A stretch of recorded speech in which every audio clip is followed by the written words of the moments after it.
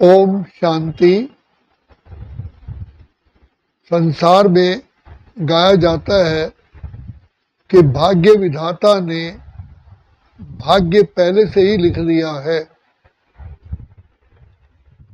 अब परम पिता परमात्मा जो हमारे कल्याणकारी पिता है वो हमको आकर के बताते हैं, जिनको सदगति दाता, ज्ञान का सागर, सुख का सागर, पतित पावन कहा जाता है। तो कहते हैं बच्चे, इसमें दो बातें हैं। एक तो सबसे बड़ी बात है, आत्मा मन बुद्धि संस्कार सहित है और कर्मों का खाता हर आत्मा को अपना चुकतू करना पड़ता है, अर्थात जैसा बीज बोया है फल पाना ही पड़ता है। कई बार हम किसी व्यक्ति से कर्जा ले लेते हैं या हम गलत व्यवहार कर लेते हैं या कुछ हम उसका नुकसान कर देते हैं, तो समय अनुसार हम शरीर छोड़ देते हैं। लेकिन वो जो हमारा कर्मों का खाता है, अच्छे कर्म या बुरे, उनका खाता आत्मा साथ ले जाती है, वो प्रिंट हो जाता है। इट इज कंप्यूटराइज्ड, इसको मिटा कोई नहीं सकता। इसलिए भगवान परमात्मा बार बार कहते हैं कि बच्चे, कर्म एक बीज है, उसका बीज आपने जैसा बोया है उसको फल पाना ही पड़ेगा। इसमें पिता परमात्मा की दुआएं, आशीर्वाद, प्यार, कृपा यही है कि वो हमको रास्ता बताते हैं कि बच्चे, जो तुमने कर लिया है उसकी पनिशमेंट, उसकी भोगना तुम जीरो कर सकते हो। तो उसके बदले में पिता परमात्मा हमको कहते हैं कि बच्चे, तुम मुझे याद करो। तो जब हम याद करते हैं पिता परमात्मा को, तो वो परमात्मा को याद करने से, अपने पिता को याद करने से हमारी जो दिव्य शक्ति है वो प्रकट हो जाती है। तो दिव्य शक्ति के द्वारा हम श्रेष्ठ कर्म करते हैं और पिता परमात्मा द्वारा दिया हुआ जो ज्ञान रत्न है वो दान करते हैं। तो जिससे हमारा जो भोगना होती थी, जो हमारा कर्जा है, वो चुकता हो जाता है। या तो किसी व्यक्ति को, जो आपने धन लिया हुआ है, उसको या तो धन लौटाइए, धन नहीं लौटा पाए हैं, अगर हम उसे ज्ञान रत्न देते हैं, इनकी बहुत बहुत वैल्यू है, तो ज्ञान रत्न पाने से उस आत्मा में सुख, शांति, आनंद, खुशी की प्राप्ति होती है, तो वो हमारा कर्जा चुक्त हो जाता है। तो बाप कहते हैं कि बच्चे, श्रेष्ठ कर्म करने से जो बुरे कर्म का जो रिजल्ट है वो मिनिमाइज हो जाता है और बिल्कुल ज़ीरो भी हो जाता है। तो इसलिए भगवान हमको बार बार कहते हैं कि बच्चे, अंत के समय अगर आपके कर्मों का लेखा जोखा रह गया तो तुम मुक्ति धाम नहीं जा सकते, तो धर्मराज की तुम्हें सजाएं खानी पड़ेंगी। तो पिता परमात्मा हमको कहते हैं, एक तो भविष्य के लिए श्रेष्ठ कर्म का खाता जमा करो। जितनी आत्माओं की आप ज्योत जगाएंगे, जितनी आत्माओं को आप सुख देंगे, जितनी आत्माओं की आप दुआएं प्राप्त करोगे, उतना आपका भविष्य बहुत ही बहुत सुखदायक होगा। कोई कष्ट आएगा ही नहीं और फिर तुम्हारे संस्कार भी डिवाइन बन जाएंगे, तुम सुखदेव बन जाओगे। एक जैसे शिव बाबा के संस्कार हैं, दुख हरना, सुख देना।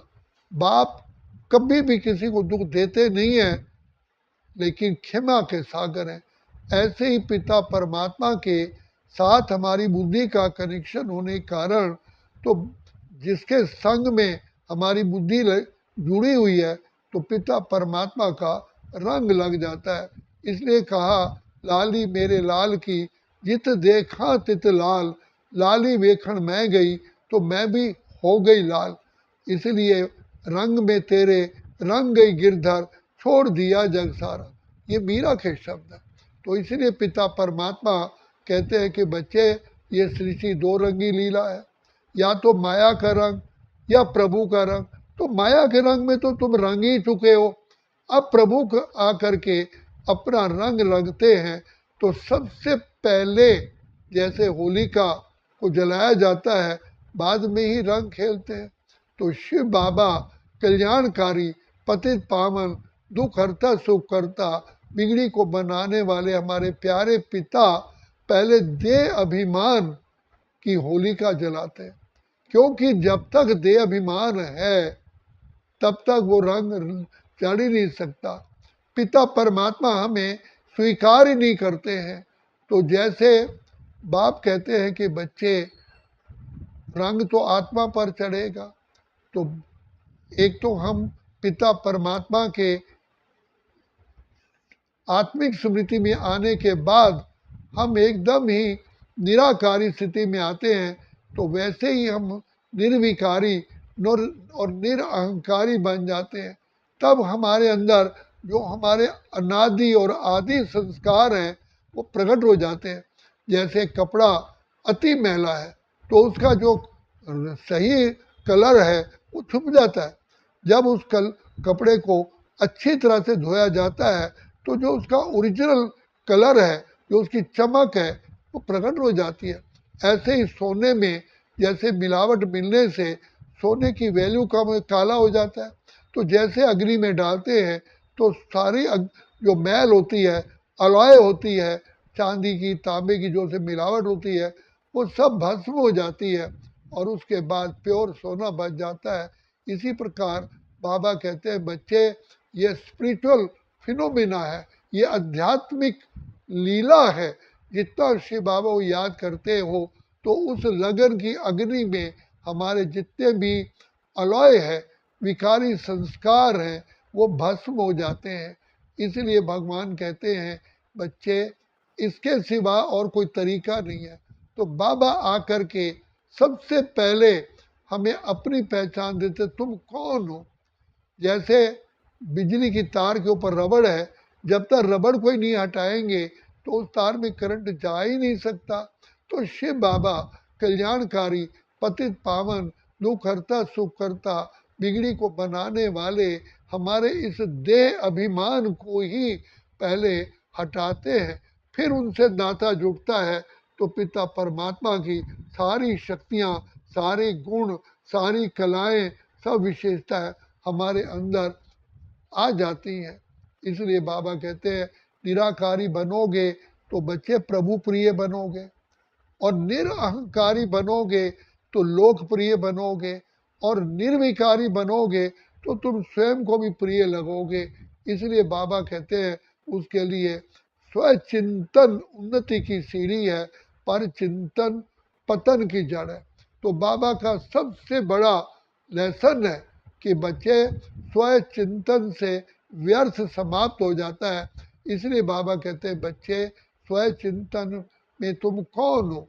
मैं शुद्ध आत्मा हूँ, ज्योति का चमकता सितारा हूँ, ब्रह्मलोक का रहने वाला हूँ, अजर अमर अविनाशी हूँ। मैं आत्मा ओरिजिनल शेप में तो शांत स्वरूप, प्रेम स्वरूप, आनंद स्वरूप, सुख स्वरूप थी। और फिर मैं किसकी संतान हूँ। मेरे पिता ज्ञान के, आनंद के, शांति के, प्रेम के, सुख के, पवित्रता के, शक्तियों के, दया के सागर भंडार और दाता है। और मुझ आत्मा ने स्वयं चिंतन में आता है, मुझ आत्मा ने जब इस सृष्टि में एंट्री की, प्रवेश किया, तो मैं ही तो सर्वगुण संपन्न, 16 कला संपूर्ण, संपूर्ण निर्विकारी, संपूर्ण अहिंसक, मैं ही तो श्री लक्ष्मी श्री नारायण का पार्ट अनेकों बार बजा चुका हूँ। हर कल्प में मेरा यही पार्ट होता है। तो स्वचिंतन से हमें इतना शुद्ध नशा चढ़ता है, इतनी हमारी ओरिजिनल प्रकट होती है। और ये भी आता है कि पिता परमात्मा ने जो रचना रची थी उसमें भी मैं अति अति अति अति अति सर्वश्रेष्ठ रचना हूँ। तो अपना स्वचिंतन में वो आता है स्व चिंतन में, स्व स्वरूप, स्व पिता, स्वधर्म, स्वलक्ष्य, स्वदर्शन चक्र, स्वलक्षण, ये सारी बातें आने से आत्मा की चढ़ती कला हो जाती है। ये लिफ्ट है। इसलिए बाबा कहते हैं बच्चे तुम पर चिंतन पतन की जड़ है। स्व चिंतन के अलावा जो भी है वो तुम्हारा पर चिंतन है। इसलिए भगवान कहते हैं कि जो आज तक तुमने पढ़ा है, जो तुमने कुछ सुना है, उससे तुम्हारी गिरावट ही हुई है। इसलिए बाबा कहते हैं वो बुरा है। चाहे वो शास्त्र है, चाहे कोई पंडित की बातें हैं, चाहे विद्वानों की हैं, चाहे किसी साइंटिस्ट की है, बच्चे उसमें तुम्हारा कल्याण नहीं हुआ। अब मैं आकर के जो कहता हूँ बच्चे वही मेरी ही सुनो तो तुम्हारा कल्याण होगा।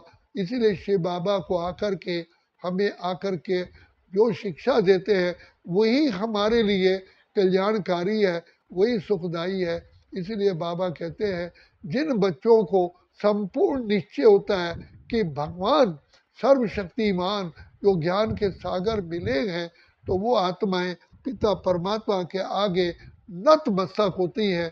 कहते हैं कि बाबा जो आप कहो वही हम मानेंगे, हम आपके हो चुके, हो ली, मैं आत्मा आपकी हो चुकी। तो जब हम आत्माएं पिता परमात्मा की हो चुकती है, हो ली, तब परमात्मा अपना सारा का सारा ज्ञान का, आनंद का, शांति का, प्रेम का, सुख का, पवित्रता का सारे रंग लगा देता है। तब तक परमात्मा दूर खड़े होते हैं जब तक हम हृदय से, सच्चाई से, ईमानदारी से परमात्मा के नहीं बनते। इसलिए जो पिता परमात्मा के बन जाते हैं, अर्थात दूसरे शब्दों में कहा गया जो पिता परमात्मा की शरण में आ जाते हैं, उनका रक्षक स्वयं भगवान होता है। तो इसलिए पिता परमात्मा कहते हैं अपने आप को जानो, फिर परमात्मा पिता को पहचानो।